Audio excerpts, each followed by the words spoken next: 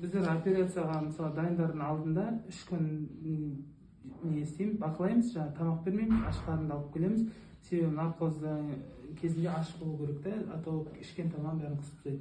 Сосын после операция наркоздан кейін осы бөлмеге келеміз. Бұяқта 3 күндей жатады, себебі полный наркоздан айыққанша тек шамалы су береміз, сосын сухой кормнан аздап беріледі.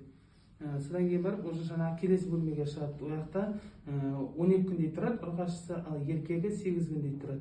Сосын олар 12 күннен кейін бандаждарын шешеміз үстіндегі, сосын жіптерін, шоттарын алып, абсцесс жоқ па не жоқ па, олар күнделікті қарап отырамыз. Если абсцесс болса, антибиотиктерін нелер салынады.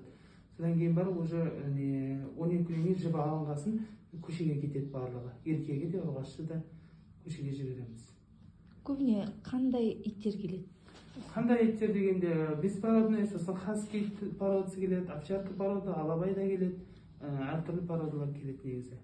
Көбіне беспородный ғой, тек нелер, породастар бірең-саран кездеседі.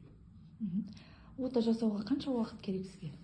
Ота жасауға еркек иттер болса жарты сағат, 1 сағат уақыт алады. Ал ұрғашылар болса 1,5-2-3 сағатқа дейін созылып кететіндер бар. Кейбір иттер беременный болып келеді. Кейбір иттердің маткасын ашқан кезде ішінде опық киста жаралар болады. Тоже соларды виделять еткен кезде оның тамырлары жарылып кетіп жатады, соны қайтадан тігу, сол кезде көп ұзақ уақыт алады. Осылай итке ота жасап жүргеніңізге қанша уақыт болды сіздің? Мен 2 жылдай уақыт болды, осы жаққа келіп жасап жатқанымызда. 2022-нің октябрь айынан бастадық біздер осында.